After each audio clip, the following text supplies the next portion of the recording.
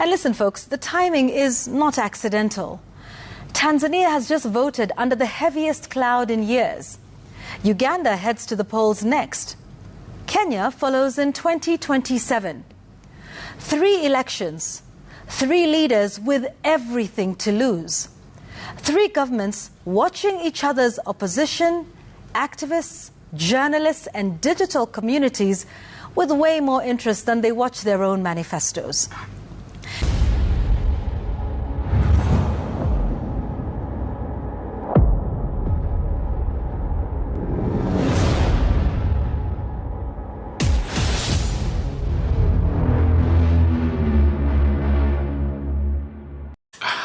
A very good morning and welcome back, ladies and gentlemen. Thank you very much for your greatest support. Now, fellow Kenyans, I really don't know. Let's start by talking about this.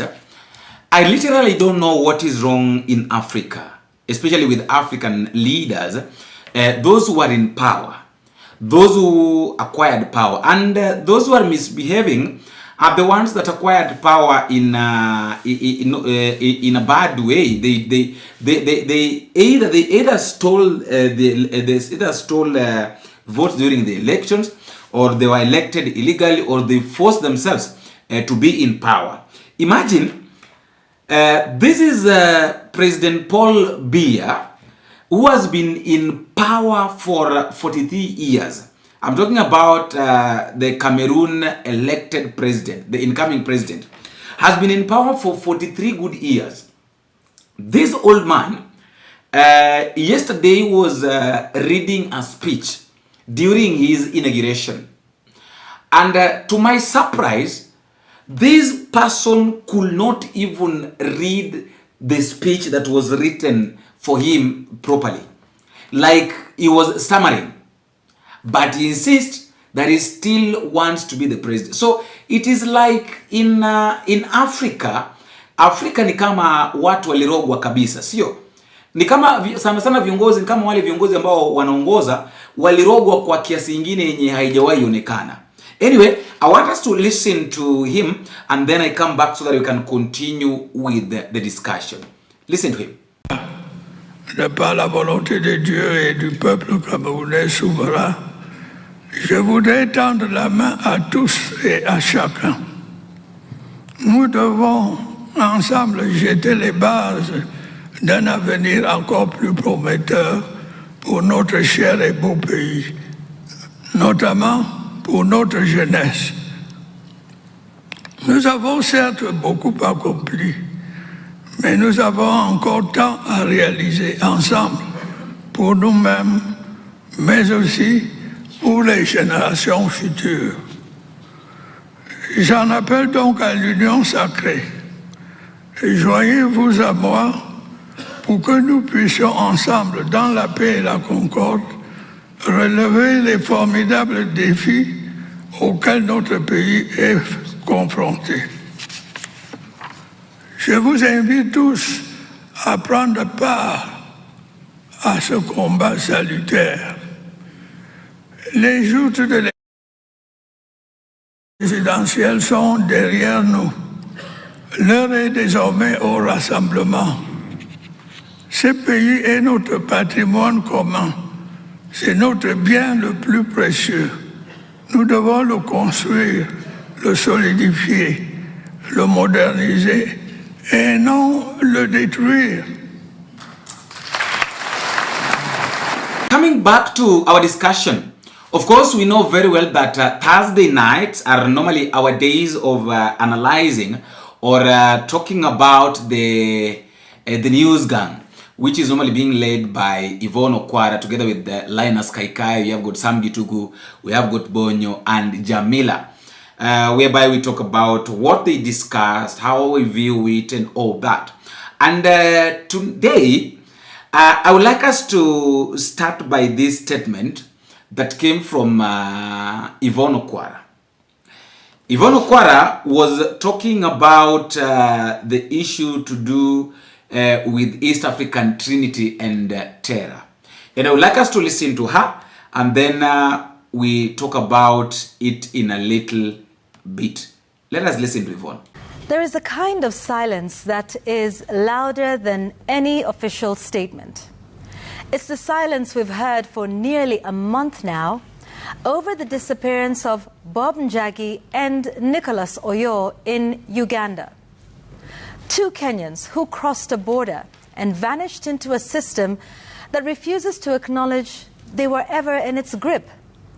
Their families wait, their government watches, and the rest of us are left to wonder, how does a country misplace its own citizens? But this silence did not begin in Kampala. Before them, there was Agatha Atuhaire in Tanzania, Boniface Mwangi too, held, brutalized, and tossed out like an inconvenience at closing time. Their stories were carried back across the border by their own bodies, marked with the kind of fear that is meant to be passed along. And when they looked to their governments for outrage, urgency, or even dignity, they found diplomatic niceties and lowered eyes. Worse still, lectures about how to behave appropriately at the neighbor's house. And then there was Kizza Besigye, a man abducted not in the back streets of Kampala, but in Nairobi, on our own soil, and ferried across the border to face a military court as a civilian. A civilian in 2025 in East Africa, tried by soldiers. And again, the script played out exactly as it wasn't supposed to. Muted concern, gentle phrasing, and a quick return to regular programming. One incident is a scandal. Two is a pattern. 3, 4, 5. Now that begins to look like a pact. Not a treaty, not a communique, just a quiet, unwritten understanding amongst those in power. If your critic slips into my territory, I'll handle them. If mine runs into yours, you'll do the same.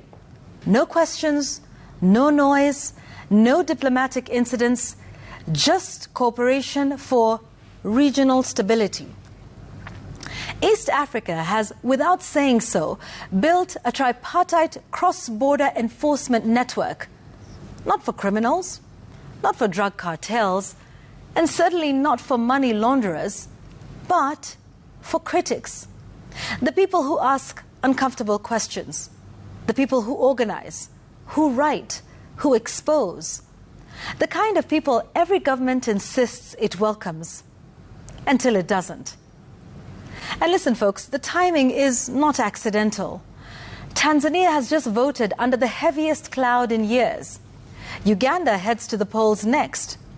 Kenya follows in 2027. 3 elections, 3 leaders with everything to lose.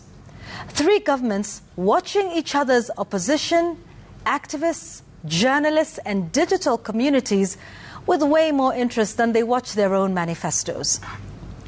Elections should open space for more voices. Instead, we're watching those spaces tighten border by border. And somewhere in this choreography of silence and force, the citizen is forgotten. The Kenyan who believes their passport means something. The Ugandan who thinks asylum is a right, not a gamble. The Tanzanian who expects the truth to outlive the beating. Maybe our foreign ministries think that staying quiet is staying friendly. Maybe they think safeguarding citizens is less important than safeguarding relationships. Maybe this is the cost of good neighborliness. But here is the uncomfortable truth. A state that cannot protect its citizens beyond its borders soon forgets how to protect them within them.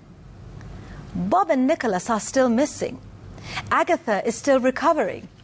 Besigye is still facing soldiers in a courtroom meant for war. And every young East African watching is learning that dissent is a continental offense with regional consequences. Folks, we don't need another summit or another slogan. We need something simpler. A commitment from Kenya, Uganda, and Tanzania that critics will not be hunted across borders like contraband, that sovereignty is not an excuse to abandon accountability, and that elections are not a reason to mute the very voices that give democracy its meaning.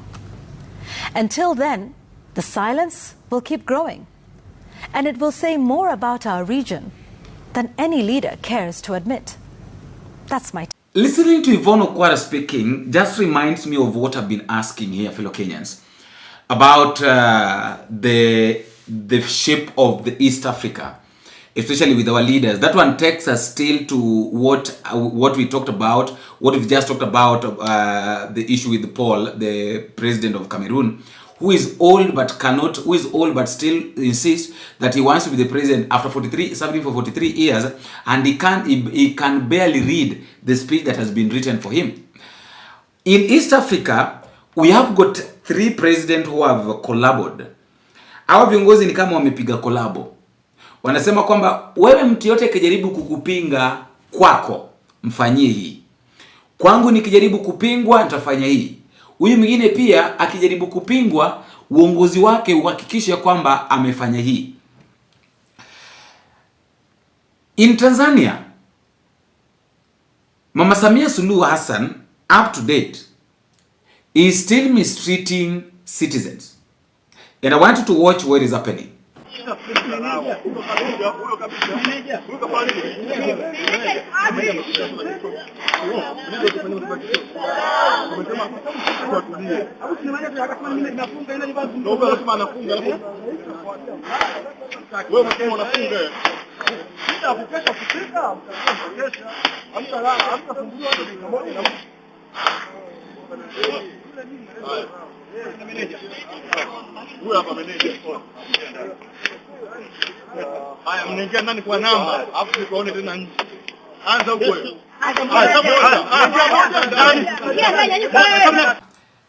Let's go to Sam Gituku and listen to what Sam Gituku was saying, and then I come back so that we can continue the discussion, because Sam Gituku was trying to advise the Gen Zs and millennials, telling them that they should decide to take political guide, and they should be in the forefront to make sure that they take over politics.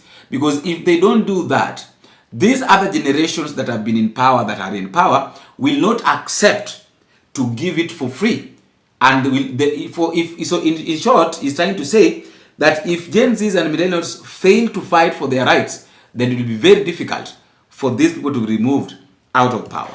Listen to Sam. Kenya's median age is 19.5 years. That means half the population is younger than 19.5 or 19 and a half, a sign of a young nation, but also a warning for a country still struggling to create opportunities for its youth.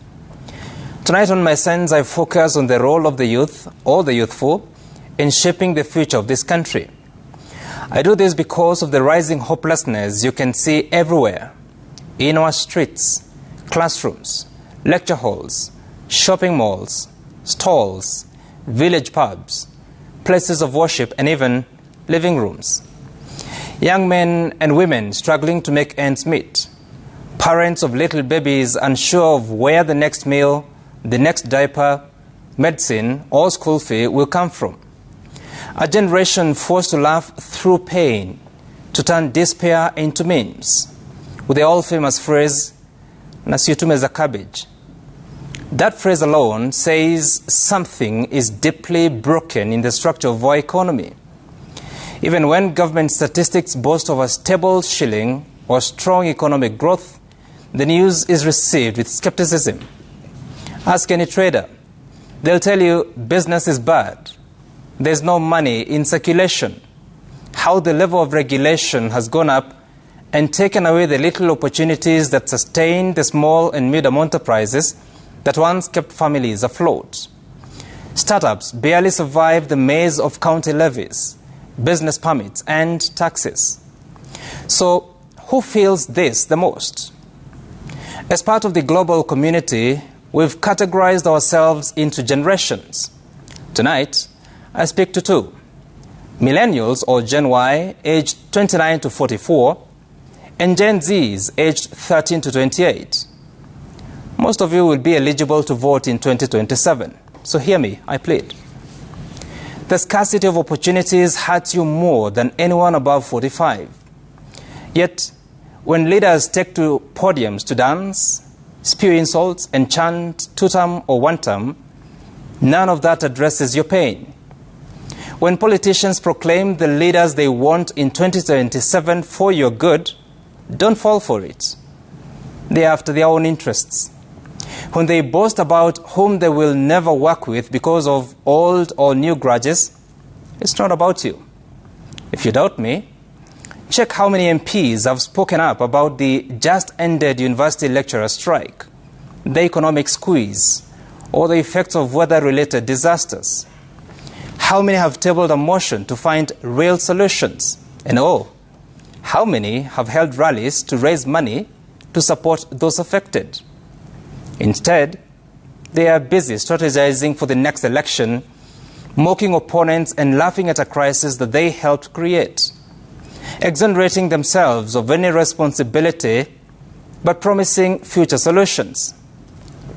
So, what's your agenda? Millennials and Gen Zs are parents to Gen Alpha, and the next in line, Gen Beta. No other generation is thinking about you. You have to think for yourselves.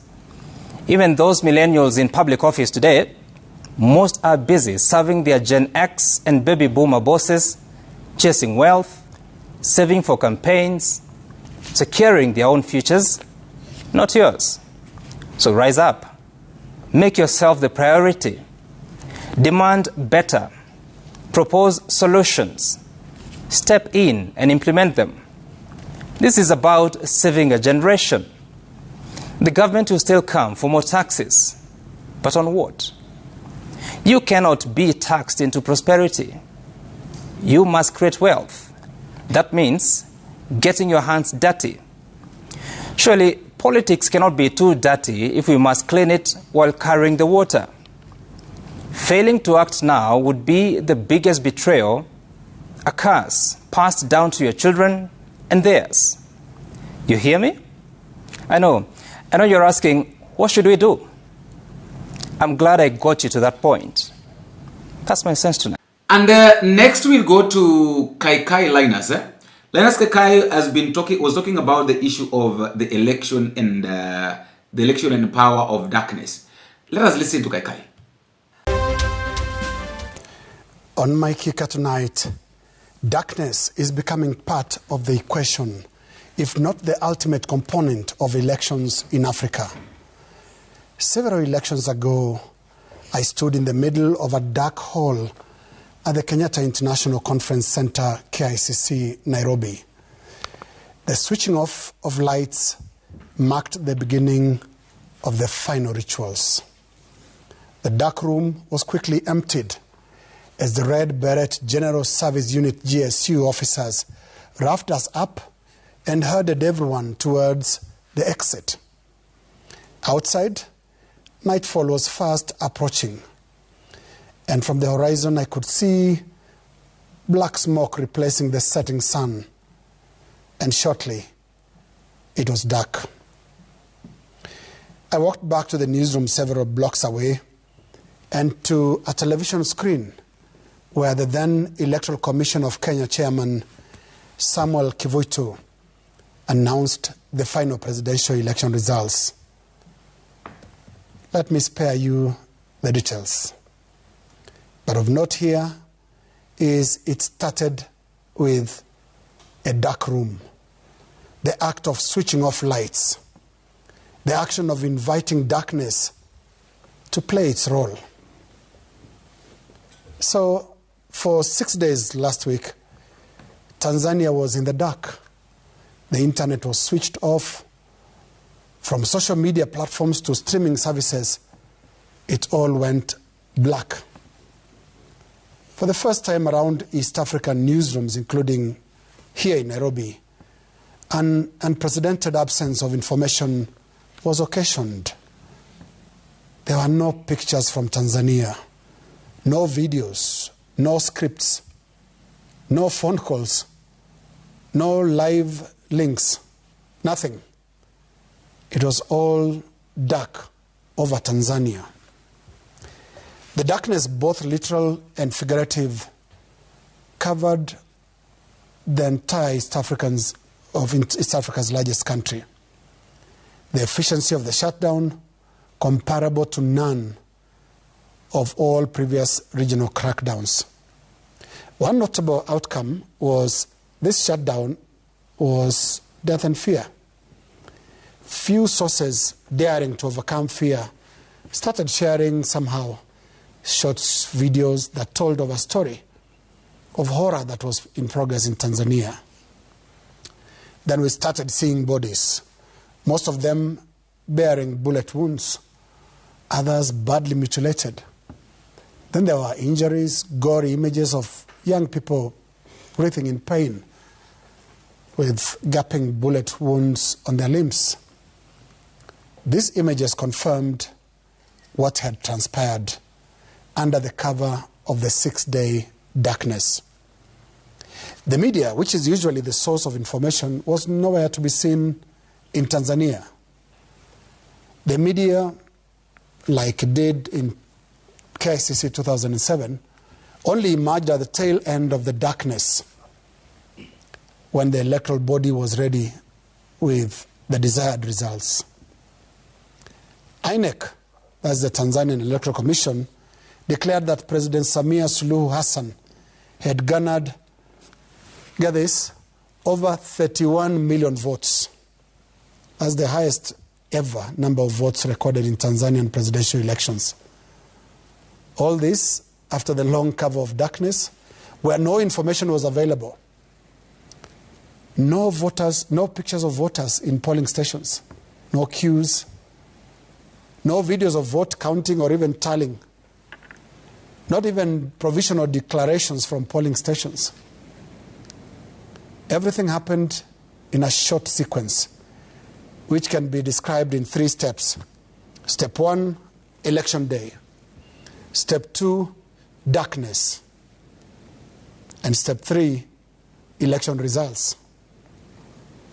Now, I'm not sure member countries of the East African community often share lessons, but this, I beg, should not be one of them. That script is just flawed, but also very dangerous. Democratic elections by nature are about openness, transparency, and accountability. Here in Kenya, it is a constitutional requirement that elections are verifiable from process to results.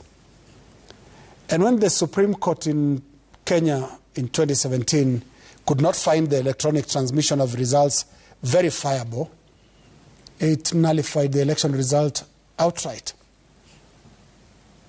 But for election results to be verifiable, one thing that must be present at all times is light. That can either be natural, which is daylight, or generated light, which is whatever light we use at night. The two that went literally missing in Tanzania between election day and, let me call it, results day. However, one thing is certain. Sunrise is inevitable, however long a night is. And sunrise proves the futility of darkness. That is why in Tanzania, it could be said in Kiswahili, kumepambazuka. And we are now starting to hear a lot of stories, a lot of things being said about those dark days. Sasa, tega sikio. That is my kicker. What Linus Kaikai is talking about is simply the issue that happened in Tanzania, whereby we have got leaders who choose to do elections and combine it with power and darkness. Because remember, Mama Samia Suluhu Hassan decided to shut down the internet. So it means that whatever she was doing, nobody could know. It could not be traced, it could not be known. So she was in a position to do all the dark things that she could do, or she does, or she did, simply because she knew that there will be no trace. I really don't know how it's going to happen. I'm still wondering how this thing is going to happen in Uganda, and how it in next year, and how it will happen in Kenya in 2027. Let us listen to Jamila, and then we also listen to Bonyo. After listening to both of them, and then we finish up. Jamila is talking about the value of a Kenyan citizen. Let us listen to Jamila. My memo tonight: concern, even alarm, is growing over the mistreatment of Kenyans living and doing business in Tanzania, especially after the violence that followed the recent elections there. We have heard the stories. At least one Kenyan was shot dead. The deceased is a Kenyan teacher who has been living and working legally in Tanzania, and who was shot and killed in the aftermath of the unrest. And for days, silence. His family desperately trying to find answers with no help from authorities. Until today, when the Kenyan government finally confirmed that yes, a Kenyan had died. And the Ministry of Foreign Affairs also released a statement about the situation in Tanzania. A statement that was polite, careful, warm, almost eager to reassure Tanzania that relations remained friendly. Yes, it acknowledged that harassment of Kenyans has occurred, but for many Kenyans reading it, something felt painfully missing. The tone did not reflect the fear, the uncertainty, the loss, the real lived experiences of Kenyans on the ground. Because beneath the diplomatic language lies a deeper question. What is the value of the life of a Kenyan citizen? Not in communiques, not in border agreements, but in real life, where people work, travel, build families, and seek dignity. Because as we speak of protecting Kenyans abroad, two Kenyan citizens, Bob Njagi and Nicholas Oyo, are still missing in Uganda. They crossed the border legally. They attended a public political event, and they exercised freedoms that, last we checked, are not crimes in either Kenya or Uganda. And then they disappeared. One would expect the Kenyan government to speak up, to ask tough questions, to demand answers. Instead, the response has been silence, zero, zilch, a diplomatic blackout. For over 5 weeks, two families have been waking up every day not knowing where their sons are. No explanation, no accountability, no closure. So we return to the question: what is the value of the life of a Kenyan citizen? Because the same state that demands our loyalty, our taxes, our patriotism, must also guarantee our safety, our dignity, and our right to come home. You see, a passport is not just a travel document. It is a promise that says, if anything happens to you, your country will come for you. So yes, let us pursue regional cooperation. Let us maintain neighborly relations. Let us protect trade and travel. But let us also bring Bob Njagi and Nicholas Oyo home. Let us show visible, unapologetic concern for Kenyans harassed in Tanzania. Because Kenyans, here is the truth. The world treats a Kenyan the way Kenya treats a Kenyan. And that is my memo. Concern, even alarm, is growing over the mistreatment of Kenyans living and doing business in Tanzania, especially after the violence that followed the recent elections there. Of course, we know that any citizen of a country, like any citizen of Kenya right now who is in Tanzania, is really going to face it. Mostly after the Tanzanian government said that those who broke the law, those who caused mayhem, Those who caused a lot of demonstration, destroyed properties, are not Tanzanians but are Kenyans who are living in Tanzania. And that one gave us a quick idea of trying to tell our brothers and sisters who are in Tanzania that they should vacate as early as possible. Because if they vacate and leave that place, it will be very easy for them not to be accused or not to be arrested for what happened. But if they still remain there, what do you think is going to happen? Wakisisitiza kwamba hawatatoka hapo Tanzania. They will be accountable, they will be taken in, and nobody is going to help them. The last person is Bonyo, of course, and I would like us to listen to Bonyo. Bonyo was talking about the issue of Ogamba's closet, the issue to do with education. Now, as we finalize, I would like to say 1 or 2, 3 things before I give you a chance at the comment section, because it's also good for me to hear your thought, what you say or what you think. This is what I see. You see what these guys have talked about. They've mentioned Tanzania. They have mentioned Kenya, East Africa as a whole, and even some leaders. Our president is such a cunning guy that sometimes pretends that he doesn't see, he doesn't hear, and he doesn't listen to anything going on around him. There are a lot of issues that happens in the country that calls for the immediate response of a president.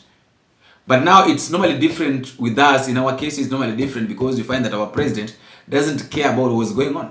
Our president is just our president, but he doesn't care. Yupo tu.